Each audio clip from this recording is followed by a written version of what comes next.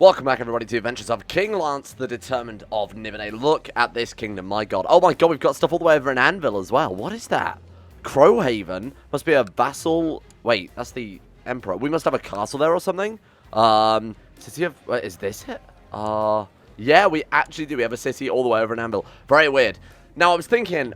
What's the point of having these super powerful, 39 martial, good god, 39 martial daughters with no army to lead? Right now, we're looking at roughly 8,200 men. I believe fully reinforced, we have closer to 11,000. But when we look at our emperor here, Emperor Augurius, let's check out the round tree, actually. This would be fairly enlightening, I think. We've got roughly 34% of his total level of armies there. 29,000, I assume he's not fully reinforced. Of course, he is right now in the middle of a losing war with the Tribunal Temple. Currently in hiding as well, the coward. Oh my god, and he's got Master of the Thum and he's in hiding. What a big old coward he is, huh? Right now we're looking at about... I don't know. We're looking at about a third of his troops with about a fifth of the Empire. I think that's fair to say, huh? We're probably actually slightly less than a fifth of the total size here because they are quite massive now. They've got most of elsewhere as well. Oh my god! And they've started grabbing at parts of Argonia there too. Good lord. Anyway, point is, we're in a very powerful position relative to our size, but we're still not good enough to put a dent in the Cyrodiilic Empire. Even with, say, Flanchmates with her 39 martial, Bludgeon with her 22 martial, and Mancatcher with her 25 martial, all of those leading armies together, they're going to be devastating. It's still not enough. I still don't think it's quite enough. Have I sent all these guys to guilds as well? Let me just double check here. You need to join the Fighters Guild. Should we do that with just every daughter? Oh god, you came out badly, huh? Slovenly, absent-minded, wrath novice warrior. You go join the Ancestor Moths instead. We'll see if we can turn you into at least something useful here. Another fairly okay military daughter. Of course, for the base game, it's fairly... That's a fairly decent character, to be honest. 14 Martial for just a random, daughter that I didn't pay too much attention to. Good god. Rapier, also incredibly good. Experienced Magistrate, Genius, Lustful, Gregarious. I should really focus on, what do you think, marrying all of these off as well? Let's stick her into that guild, and that's everybody now. So we're just waiting on our son and our other daughter. So we might as well educate these ones personally, seeing as we're not really doing a huge amount right now. What are we... Wait, why can't I educate you, my son? Excuse me? Let's try that again. There we are. Okay, right. So let's take control of our son's education. What about our daughter as well? She's just another random sort of average daughter there. We might as well turn him into at least something decent, though. I should also probably try and focus on getting every single one of these daughters married off to someone with a bloodline as well. Some people were saying don't actually get them married, but I guess if we invite the man to court and then marry them matrilineally, they actually won't leave our court, right? Either that, we could land them, but that could obviously cause some issues in regards to succession and that type of thing later on. Let's find you all some bloodlines to marry into here. So I'm going to get marriages for 1, 2, 3, 4, 5 daughters. This could take a while. Bear with me. Huh. That explains a lot. There's me saying, where the hell are all these Kamal coming from? Apparently there's been like a Kamal population that's booming over there in the Kingdom of North Point. What the hell? It's like dividing the Kingdom of Wayrest in half. What the hell is going on up there? That's so weird. I just thought I'd point that out. Oh, and there's our Warlord as well that we want to go for there. So, success effect, gain the trait Warlord, and that, like I said, gives you access to the Casa Belli. And what's this guy got? I noticed he's got like Schemer, Cruel, Deceitful. I wonder if thieves have any sort of play on that. I have no idea what determines it, but he doesn't look like particularly, like he doesn't have a martial education or anything like that, so I don't know what's limiting us in this situation. Maybe it is just as simple as being independent. Well, that's quite surprising. I've gone through every living bloodline here and tried to arrange betrothals with everyone, and the only ones I was able to get some kind of weird ones in here, things like Red Eagle. So let's just quickly run through the list. So we've got this dude who is obviously the descendant there of Litio Brevilis Tassus, which sounds very imperial.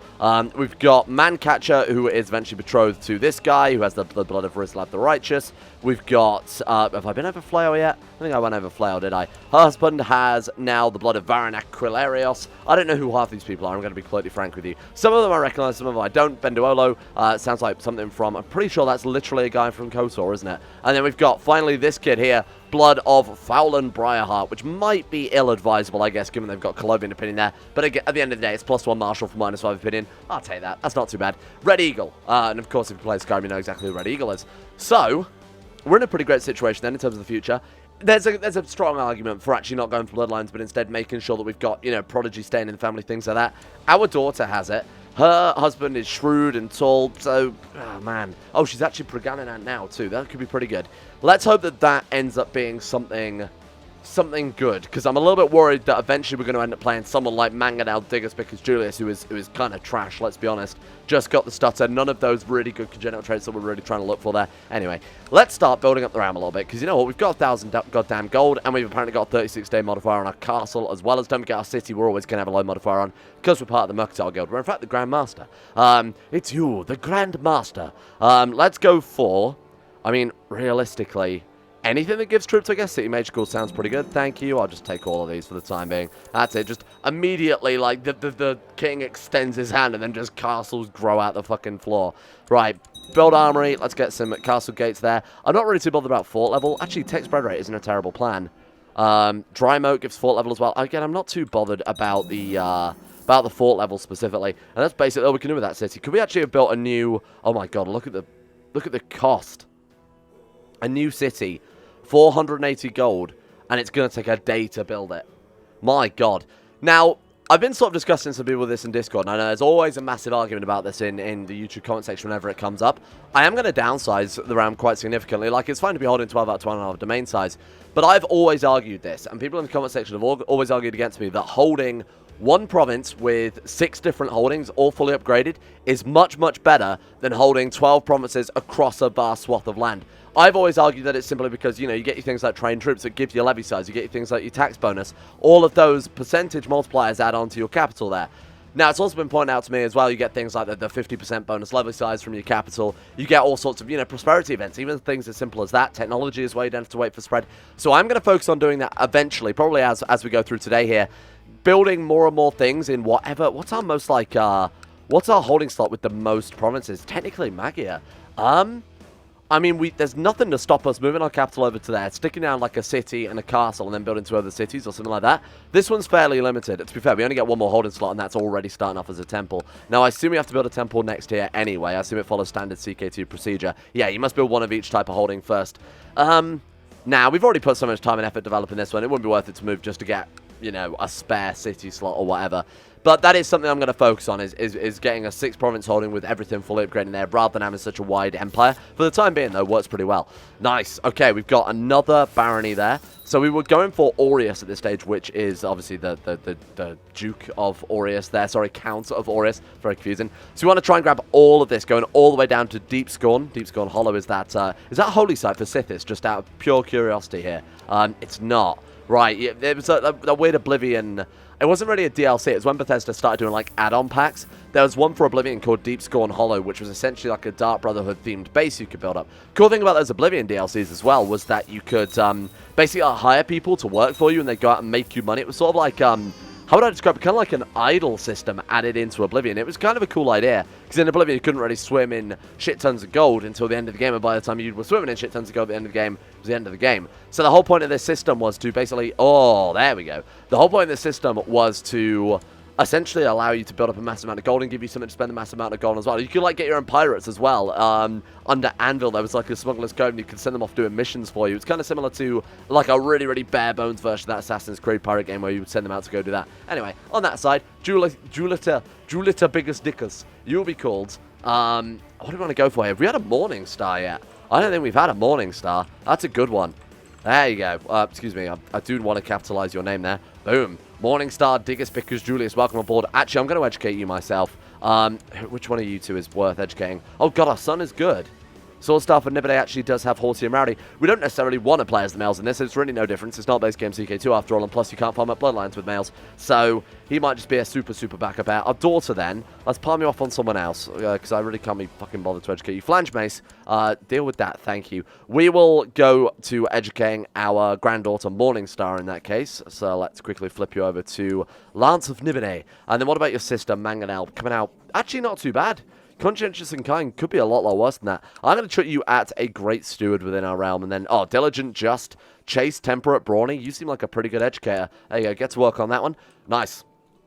A little bit in debt, huh? Really should have thought of that one. We could go and raid. I think it's been a while since. I didn't think we did any raids at all last episode, did we? Plus, you've got to remember, we've got a shit ton of boats now. So we can't really move the entire army still, but we can get a lot of gold a lot quicker. We don't have to micromanage it so much, which I think a lot of you are going to be very pleased to hear. Yeah, okay, so the rally point is in the right place. Let's also set the fleet rally points also in the right place. Cool. Let's get all of our troops together.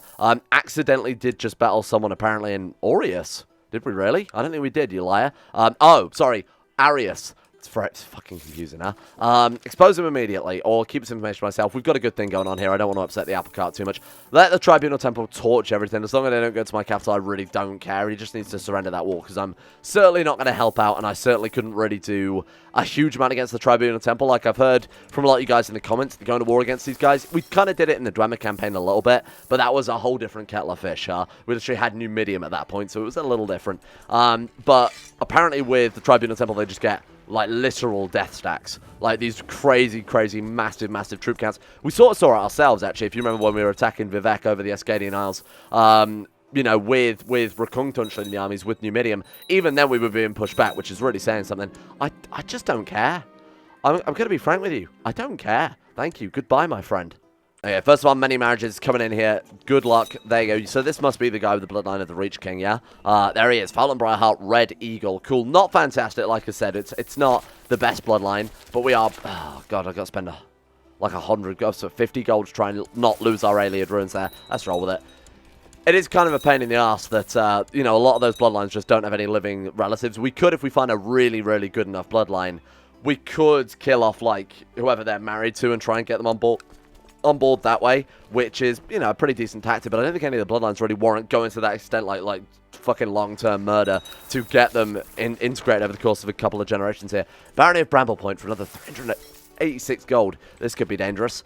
Fine, nothing to worry about though. So what have we got then? We've got, let's just double check here. We've got Bramble Point, Aureus, Cedrian, Magnamentum, Fashion, and Dragon Claw? Someone else, isn't it? So we've got Fashion, got Magnamentum, got Cedrian. So we've got all of this row. Then we've got Aureus. So everything south we can start cutting off now. Like I said, we'll stick to it Duchy at a time. We won't start heading up to like Sundercliff or whatever the hell this one is here. Canalus until we've dealt with one Duke. We'll try and get everything under one Duke, even though it's like 3 different Duchy level titles. Might as well, you know, kill 2 birds with 1 stone there.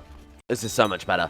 Like, the micromanagement is just so much easier. Are they actually against us, or are they're against the Emperor, they're against the Emperor, they're against the Emperor? I'm not helping him. An unstable Empire is good for us, because we can defend ourselves. If the Empire splinters, they're going to have trouble defending themselves. We're not. The Kingdom of Nimidae is very powerful at this stage. It's got a lot of fantastic rulers. Honestly, just let them go. Just let the Empire collapse. I really don't care that much about them. What do you want? You want to marry my courtier? Is she good? No? Okay, there you go, have her. What do you want? You want us to steal another artifact from the Emperor? Everybody's asking to do this. What's he got that's so important? I have no clue. None of these artifacts are particularly impressive. Like, maybe the glass sword, maybe the alien sword, or the map of Nirn is also pretty decent. But besides that, everything's just fairly mundane. Like, we've seen all of those artifacts personally before, so it's really not a big deal. This is something, like, the micromanagement on this is so much nicer, huh? Just sit here completely hands-off. Diccus Biggus Julius, nothing. No use at all there. Okay, well, I say no use at all. He's obviously good, because he's starting with 3 martial at the age of baby. No congenital traits, though, which is obviously a shame, but I believe he has 3 separate bloodlines now, huh? Yeah, there we go. Bjarfrud, we've got Rim and Cyrodiil, and of course 500 companions. That's a pretty good bloodline. If you could say, by the way, I'm related to this guy and this guy and this guy, that's a hell of a party trick. Right, Diccus, you, my friend, are gonna be called. What if we not use that? If we use Warhammer. That seems like the obvious one. Halberd, Glaive. Glaive is a good one. Let's go for Glaive, Diccus Biggus Julius. And then we'll give him to his mother to educate something. She's, like, literally one of our best. Probably one of the best martial. Good God, 41. So we blink and look away and she's got even more skilled. How did she pick up even more martial? She was 39 a second ago. Glass Sword, Ring of Aegis, Mithril Armor, Wrath Ambitious. To get Wrath? Maybe that was it. That would explain the +2 martial. Good God. Now, I really should get her leading her armies to see if that will increase her. Again, I'm not sure if it does. Get into combat a little bit, see if that increases her leadership trait. We do have to go and actually pick a fight, though. I guess we could go and fight like some of these rebellions or something within the Empire. Let's get this cash banked. 172 gold. Now, unfortunately, because our troops are so large now, because we've got a fairly decent army, we could wait out another... Wait, 7th Eden start... Wait, what? So it's not looted. 7th Eden start of December, 36.55. Yep, no, that's definitely not looted. What if we... I think the game's just been a bit... Just ignore that. 7th Evening Star. 36... Yeah, just ignore that. It's not a big deal at all. Another granddaughter. I'm not going to bother naming other branch members of the family. Like, this is our 2nd daughter. This girl's, like, 8th in line. She definitely doesn't deserve name from the master list there. We'll just make sure that they are being educated. But besides that, I'm not gonna mess around with it too much, to be completely honest. Wow, it's really kicking off now. Her mate's biggest Diccus, attractive. I'll take that. Wait, was he strong? His mother was unlucky. Huh. I guess not obviously that unlucky. Sure. Again, we'll keep these names. I don't really care about them too much. Now, our character has just fallen ill, so I'm kind of waiting to see what we're going to get hit by here. Hopefully it's not like the plague and it's just like the flu or something like that. Ada-mantia Biggus Diccus Julius. You, my friend, get struggle. I mean, the thing about struggle is they either come out really, really good or absolutely trash. As we've seen, we've got characters with 39, 41 martial, whatever, and then we've got things like this character's mother who trained in struggle, ended up being novice warrior, unlucky, and just had the world's worst, goes absent-minded, slovenly, like Wrath. Okay, kind of suits her education a little bit, but isn't always fantastic. Whereas Duty and Thrift generally always end up with decent characters. I'm going to go for Thrift. Branch families should always get Thrift. That way, if things do go horribly wrong, we can at least fall back on a fairly safe character to play as, you know, because it's not always that we want to be, oh, pneumonia. -4 health. Oof, owie, my lungs. You want to... Don't care about the fucking rebels in Dark Hall. Cure me. Cure me, wizard. Thank you, wizard. Much appreciation. Right, how are we doing in terms of this cash set, then? 109. Do we need to move our... Do we need to move our diplomat again? She's currently in Felicia. We have a claim on Bramble Point. Okay, no, we actually don't have that one yet, then. Sure, we need to live there for a while. We've got enough money to pay for the claims now, at least. Now, normally, you guys know me, I would just dump the tech points into the obvious ones. Military construction, military organization, construction, and legalism are generally the go-to ones. But to be fair, this time around, we probably need to be a bit more concerned with what we can actually build. So Improve Keeps level 2 gives us access to a larger hall. I'm going to invest in that instead. Similarly, military organization, maybe we want to go for, like, siege equipment. And this is the new CK2 tech system as well, which I'm not massively familiar with, because a lot of the total conversions we've been playing on the channel have been obviously for the older tech points. So I need to wrap my head around some of these changes here. Light cavalry offense plus 15%. Oh, hello. Oh, man. It's a shame they didn't put light cavalry. And what is... So that's on... So pikemen. I'm looking for pikemen. Of course, pikemen aren't in the Outer Kings, but pikemen and cavalry. Oh, man. Okay, that's fine then. Skirmish techniques seem very, very good. Light cavalry archers is quite a nice, decent... Oh, the chance of flank leaders choosing better skirmish tactic increases. Interesting. This is cool. So this one, if you've got a very strong martial character that's leading your center, buffing this up massively would give you a huge amount of potential for taking on much, much bigger armies than what you're really cut out to take on. That could be very strong. If anybody knows the actual numbers for the chance of... Sorry, me dumb streamer, me know how to play CK2, but regardless, if anybody knows the actual numbers of how these tactics fire, please let me know, because I'd be really interested in knowing whether or not we could really scum things up, you know? Have a whole bunch of retinues with, like, defenders on either flank and then light cavalry on the center. Holy shit. Anyway, sorry, I'm getting distracted. Melee techniques, what does this one do? Better melee tactic increase as well. It gives battle mages. Ooh. And it affects heavy cavalry and battle mages. That seems like our type of thing this time around. I need it for melee tactics instead. That seems pretty fun. Lovely. Okay, I think this is like the second time we've ever had... like our ruin give us anything, right? To be fair, we've invested like 500 gold in the bloody thing. 50 gold. You give me 50 gold. Oh, God, we've got a new Empress. Empress Mariosia. Marosia. Genius. Fine. It seems pretty good for the realm, huh? Kind, vain, humble, zealous. She seems like an okay Emperor. Oh, wow. 25 diplomacy. Enclave's law. Don't know what it does. Just going to ignore it. Just going to ignore it and hope that it goes away. She's inherited the whole treasury, of course, though. Her father was previous emperor, then that makes sense. What great works? I haven't actually flipped through what great works. Oh, they've only got the Imperial City, huh? My God, look at this. Chapel of the Divines. God, that great work gives so many bonuses. Look at that. Good God. Nice. That's what we were after. Vanorius, Diccus Biggus, and oh my God, twins. Look at that daughter.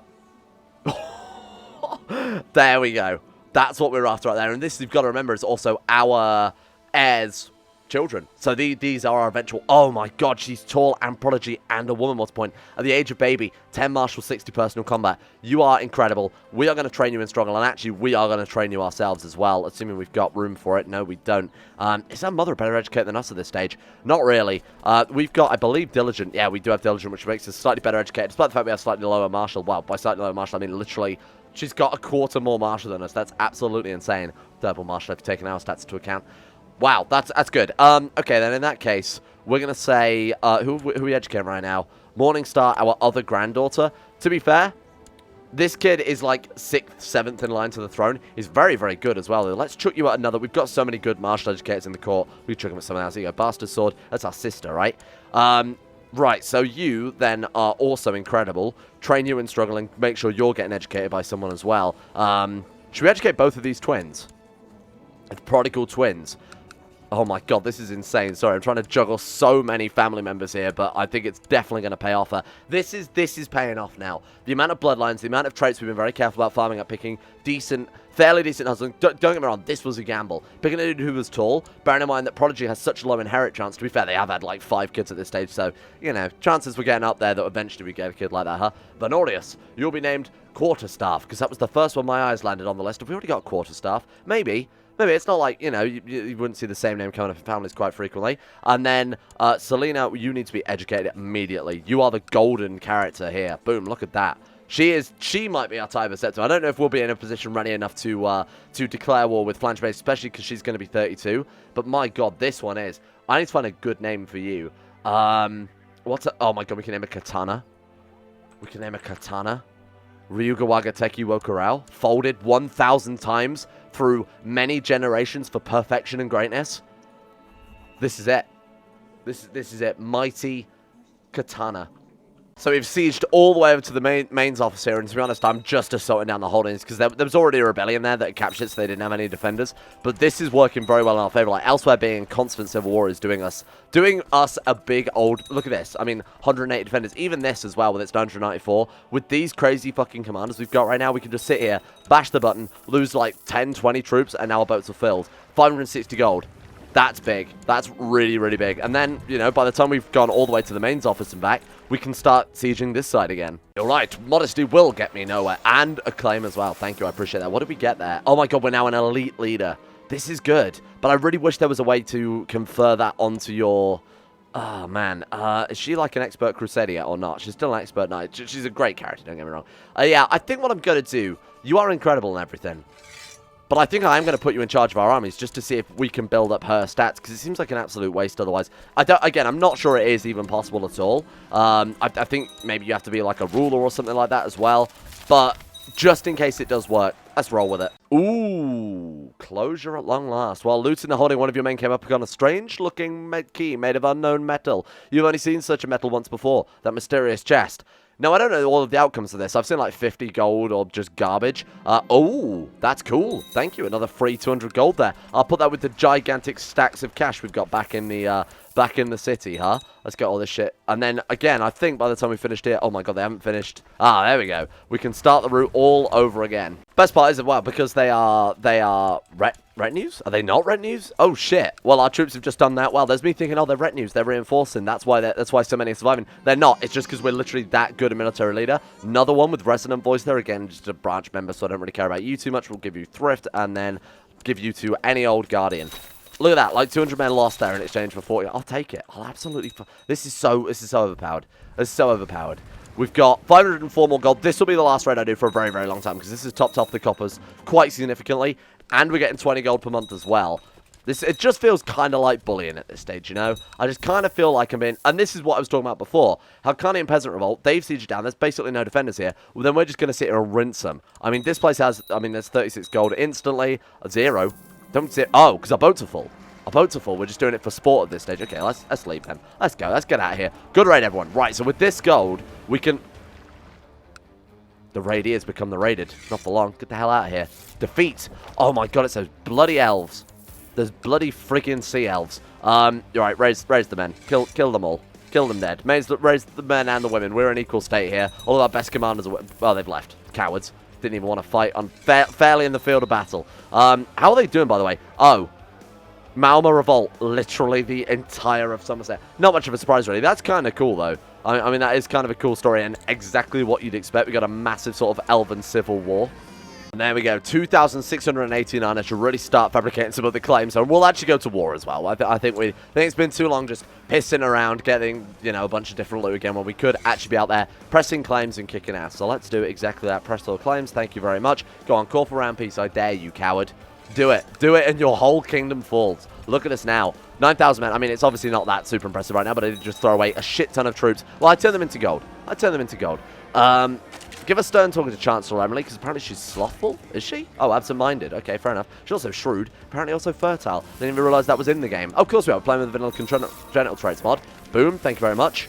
We might be able to do a big war this episode as well, which I'm definitely looking forward to here.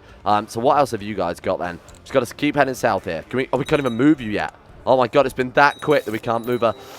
You coward. You bitch. You awful woman. Okay. Get everyone down here.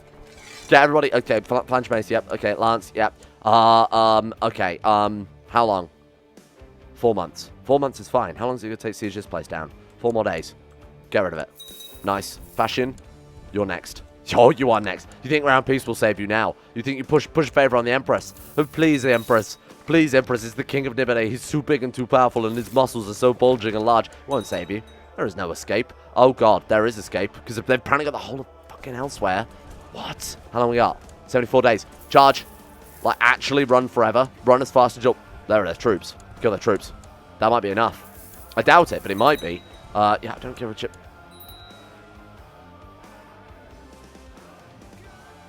Cowards. Fucking cowards. Ugh. Round peace is just awful. Oh, wait, we can get... What have we got? Confirmation. Yeah, I want confirmation. That gives us the most control, huh? We got for Tanistry, but that seems like a backwards version of confirmation to me. Yeah. I think we should just need to get independence, huh? On Feudal Warfare, I doubt it's going to be better than any of those books we've got already, but let's take a look here. On Feudal Warfare gives Martial Plus... Yeah, it's really not that good at all, is it? Now, I have been told... Try and find the weapon Dragonbane. I was told this ages ago, and actually I completely forgot about it. But Dragonbane is supposedly a super powerful weapon. Oh, there it is. Of the Dragon Guard, right? And he has the weapon Dragonbane. I mean, look at that thing. That's pretty fucking nuts, huh? I would kind of like that. Stewardship plus... You want to give Stewardship plus 1. Personal combat skill plus 20. Damage, morale defense. Is that much better than, like, what if we got, like, a superior Dragonbone sword? And that's something we could sink a lot of this money into, is getting the Thieves Guild out there to do things for us. What have we got right now that we're using for a weapon? Just a glass sword. I feel like there's so much better out there now. We've got dragon scale armor, so we're already an absolute unit. Let's go for like a dragon... I'm just going to type in dragon bone and see what we can dig up here. So we've got like Thane of Coldwinter, dragon bone sword, martial plus 5, personal combat skill plus 20. And what did the glass one give? It's a massive upgrade in terms of personal combat. It's another plus 6 personal combat, but it's another plus 1 martial as well. We lose the general opinion. To be honest, I doubt we need any more general opinion. I mean, everybody loves us, and I'm not even remotely concerned with that. I haven't once bothered about that. Another Dragonbone sword there. I'm going to assume there's no flawless Dragonbone weapons in that case. I'm going to do flawless dragon. What have you got? Oh, you probably got a flawless X, and then, yeah, flawless steel sword, but also a Dragonbone sword. I kind of like that. It is an upgrade. It's kind of a... It's a little bit of a sideways upgrade rather than a direct upgrade, but I'll take it. Thieves Go, Commander Tong, Freelance Thief. We'll take the Commander Tong, because apparently we don't pay. They will only accept payment if they succeed. Of course. Thank you, my friend.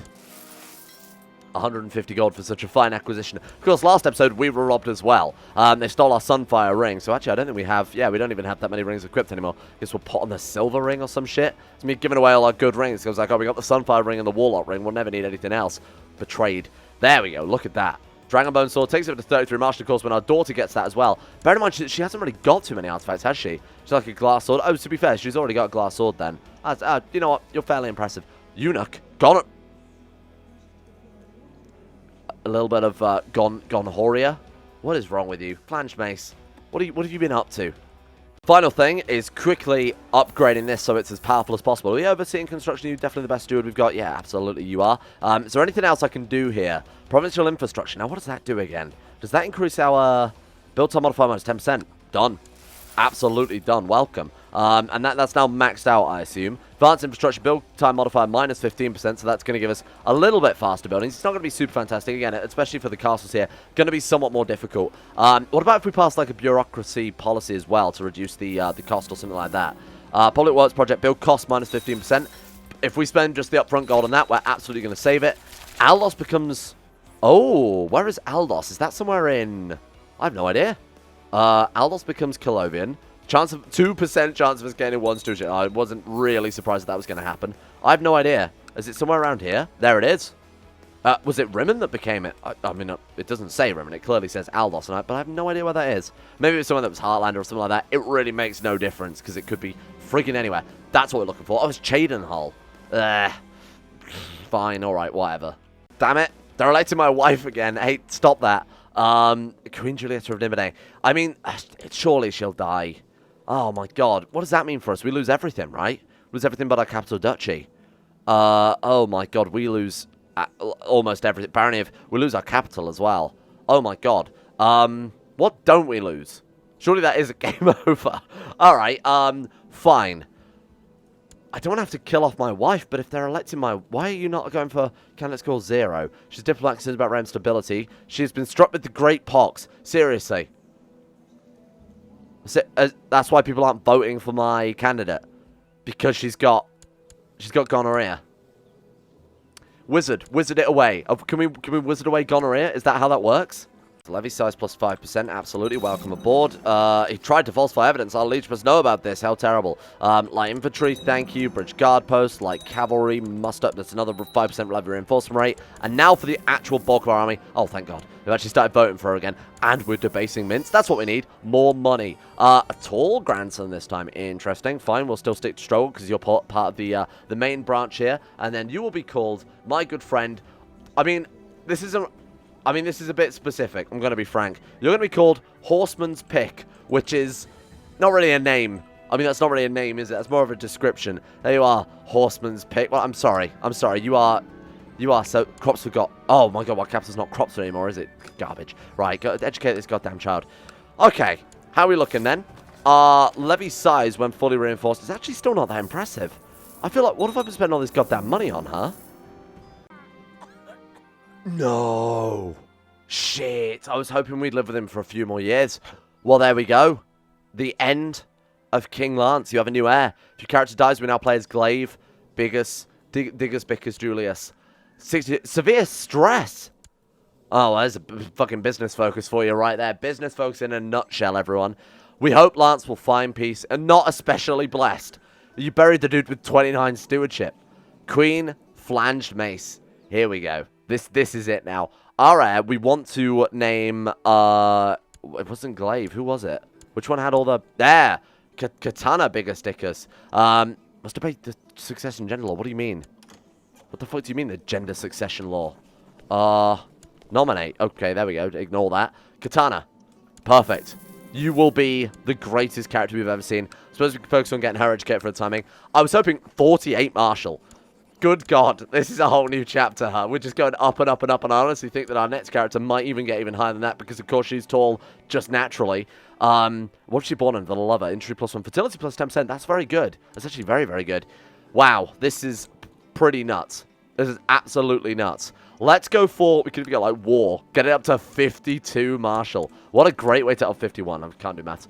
What a great way to end things here. Is there anything else? Can we get like a particular permutation of books or whatever to give us even more bonuses to? I'm all about the Marshal game now. That's all I give a shit about. Another Marshal plus 1. Fuck it. I'll take it. We've got ourselves armor, I assume, equipped preemptively. Yeah, we've got a Dragonbone sword. We've got our many rings here. Good God. What about our Dragonbone armor as well? Tell me that this hasn't worked exactly how we expected it to work, huh? This has been generations and generations of work, but it's actually starting to pay off. I think massively is absolutely fair to say. Oh my God, I actually became a Master Knight and I didn't even notice. Holy shit. Katana, I have big hopes and dreams for you, but my God, if Flanged Mace is the one we get independence with, and I think it might be, I'm not going to be surprised at all. Let's get up to the next level. If she's not even like level 4 of the Fighters Guild yet either. What I'll do, in between episodes, I'll dish out all the honorary titles, set up the council, everything else, give out some land, because obviously we're over our domain size now.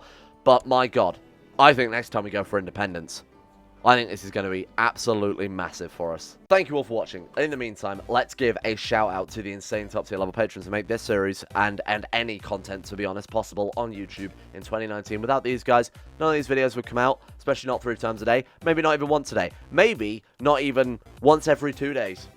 Let's give a thank you to Alpha Scott, Fasuna Kirito, Atmosis, Average Gamer 419, Bacon Kitten, Sedini, Crazy Pat, Crosis, Donald, Facundo Vasquez, Fluffernutter, Fungus King, Gogolus, Harik, Jimbo, Josh Lindeen, Tesla, Justin Wallace, Caden Carter, Michael Mullen, Mr. Smug, Muskrat for Nathan Flores, Necrophil, and Pelvis Presley, Scott, Skaz, Shayuk Sinclair, Sir Thor the Swede, Stannis the Manus, The Forsaken One, T-Bag Cruz, Tom Terry 18, Tyler Kendall, Vacuous Bacchus. Thank you for your support of the Insanity Levels on Patreon. Thank you for making this channel possible in the first place. Keep an eye on Series B, huh? That's going to be big. I think there might be another cornerstone series for this channel. I don't know. Obviously, we haven't played it yet. I might be garbage. I might play like a big idiot, and then it won't be. But just keep an eye on it. And a shout as well, of course, to Astro, Adam Person, Akari, Andrew Wilson, Attila, Bordoon, Ben Trope, Besmus Max, Better Valerian, Chris, David Van Diepen, Don, Dunk2217, easier to pronounce name, Exploding Knees, Fraser Brennan, Gabriel Faulkner, Gabriel Van Ders, Gaz, Genji Zerka, Gray, Hashidamar, Hancock, Icy the Great, Irish, Isaac, Israel, Jacob Wolf, Jay Lara, James Barnes, Jason, Jose, Joran DeVries, John Holiday, Jordan Campbell, Joseph Beard, Justin Plot, Justin Walters, Lemon Start, The Smee, Llewellyn Thomas, Luke Wallace, Matthew, Monty, Nathaniel Lindberg, Nick, Noah Gallimore, Pantamu, Panther Pearl, Peyton Denisar, Russian Oligarch, Billionaire, The Bloody Knight, The Insane Pickle, Wesley Grayson, Will Wade, Wolfie, and Yorkus, and Zek Pillar, and Zico. My god, these lists are long. Thank you. I genuinely appreciate it. Thank you to all of you guys. See you all tomorrow for Mr. Worldwide himself, Mrs. Worldwide herself, World Conquest time.